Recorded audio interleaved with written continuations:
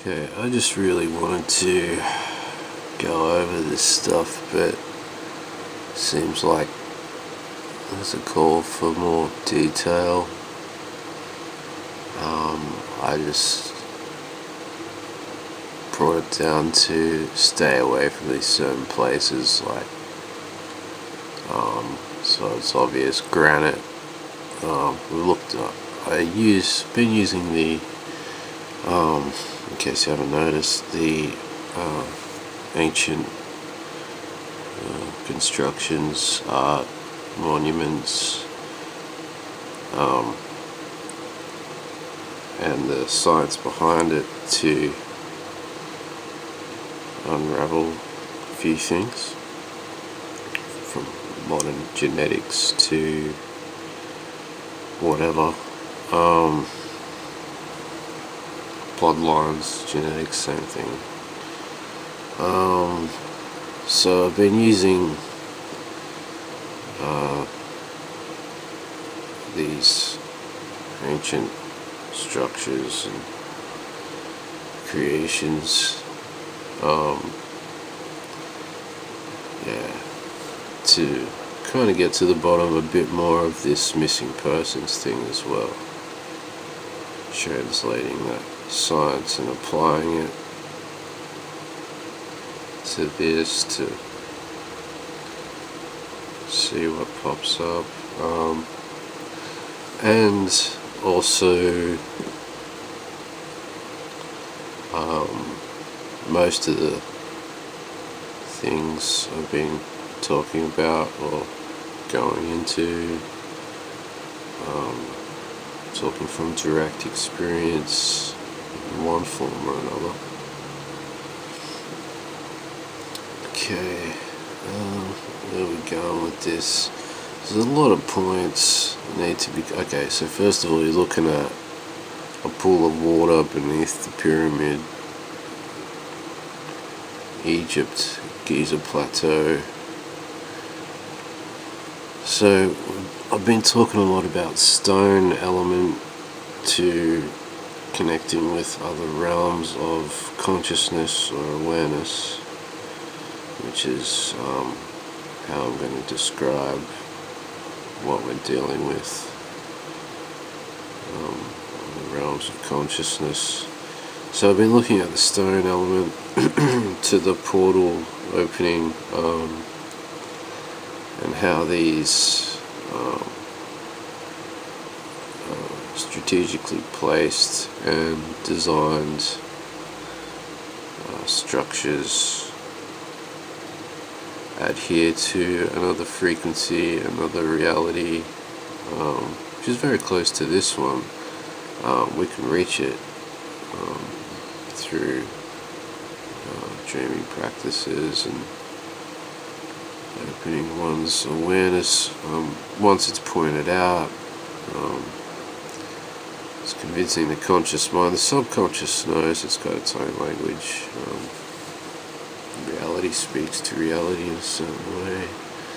So we're looking at the water element, we've covered the stone element. There's two obvious things, the water and stone connecting, creating an energetic charge on this plane, but it's also connecting to certain spots, connecting to, and elements contained, connecting to this other reality. So we have the technological use for it, like Tesla side. If you want to look at, just understand the universe, think of it in terms of frequencies, kind of style. The technological side, but you also have the spiritual element to it, which is a balance, and that's another reason why I've been going over the things of antiquity, just to look at that code and see where it balances with the technology and what it's really supposed to be all about, because we're kind of reinventing the wheel and history is repeating in a lot of areas that I can see. So history is important. Like, I don't know, just truth is important to alignment, like to reality as well. The blueprints, your own awareness, your conscious awareness has to understand it. Otherwise, trapped in some sort of illusion. Yeah, so there's so many points, but we're covering the water element. So pressure and moving water creates a charge, especially in the quartz. And the whole of the plateau of Giza is probably, let's say, a portal. But once again, you have like the energy side of it. We know it's probably like that, probably had irrigation, and so we got water relevance to missing people. Okay, water and granite, the energetic connection to another plane of consciousness. We know the Nile floods, so this probably would have all been covered, so think about the energy being produced and connections there. Not, like I keep trying to state, not just as an energy source for like batteries or like lights or whatever, but consciousness. So the main point, its design reflects the language of consciousness. And I'm just using this to show another example of like openings and gateways, how they can occur and other things can come through. So, and okay, a few more points I have to cover. I believe it's groups that are doing it, like groups of entities, and not just one. They hook up like from even other realities. Here we see UFOs always popping in and out of mountains, hovering around certain geological structures, popping out of lakes and waters. So they're connecting with other entities on similar dimensional planes that we can't see directly, but we can. Okay, so like I said, they have their own collective. A lot of these LAT groups, and I think like the more powerful ones kind of take the other ones under their wing, and they probably produce a few themselves where they can. So yeah, one of my suggestions for a motive for these entities for kidnapping human beings and disposing of them, having to dispose of them if they're being disposed of and emerging in water, like this is all from David Paulides' work. Actually, I'm going off his research. So yeah, so I know like some people get abducted and they come back.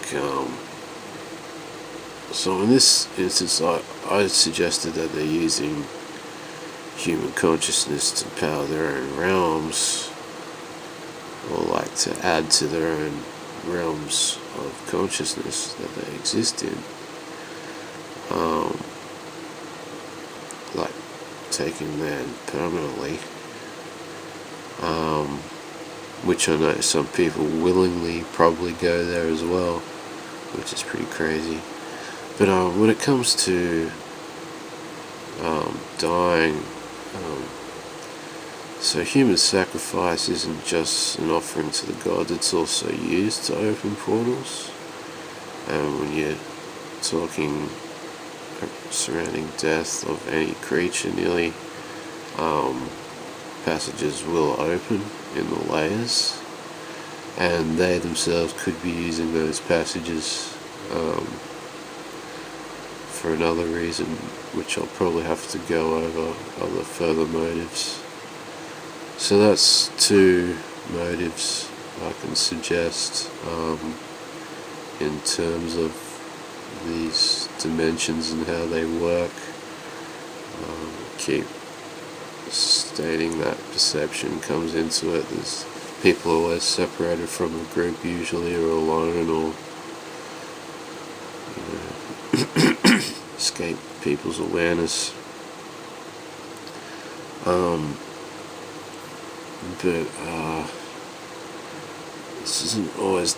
It seems like personally I'm holed up in suburbia, but I know from experience like they can turn out the lights, anytime. Like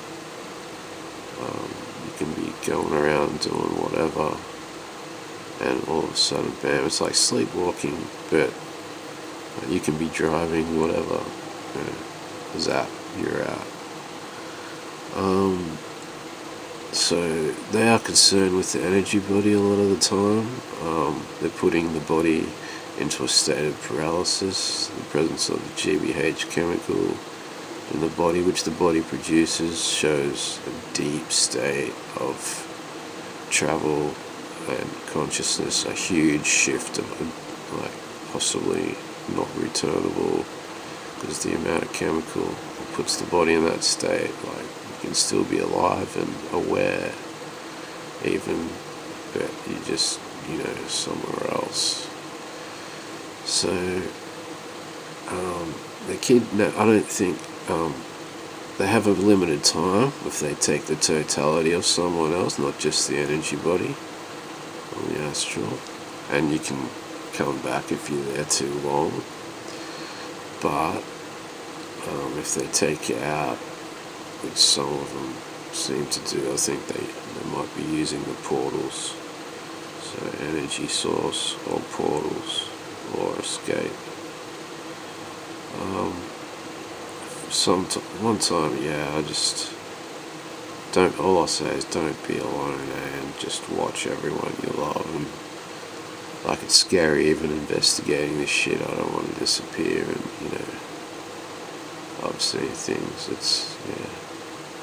And I don't go anywhere. Like the natives, their elders told them, comes down to it, just don't go in these certain places, and especially at certain times. The time it comes down to the major power mongers, I believe, that are in control of the whole fucking operation. Why it's timed is probably they don't have certain power. A lot of their earthly connections trapped in these other dimensions connected to the earth more. Probably power comes with these guys more so, that sort of ability, but they probably get taught or learn to do it, or learn to unite their perception. They'll get taught their ways. That's why it's useless a lot of times, human contact, because the only thing they're going to teach you is things from their perspective and world. Human beings, the difference is consciousness is so immense. They have to disguise themselves as an alien invasion even to fit into our frame and scope. Some other trailer, if you see something in the sky landing on any sort of slight angle, every cloud on some slight angle. Anyway, is there any other points I need to cover? Like I suggested, on the energetic planes, reflective surface, simple elements they can take advantage of, because on those other dimensions they're more powerful or more perceivable. You can perceive it, you can operate in it, if you can hold that perception, which is not fixed on reason. It takes energy, but can become a tangible universe, I'm sure, with its own cognition. So, But to balance, a lot of these realms are cut out of our perception for a reason, so life doesn't get too hectic. But our focus has become way too material, and human beings are being messed with while everyone laughs and stuff. I can tell you it's a real phenomenon. People want to know. People that it affects, they have to know. But yeah, just be careful. Observe a few protective ways about yourself. And yeah, don't worry about fear. Like, it's probably in this situation, better to shake in your boots than ignore this. Real danger. Yeah, what can you do?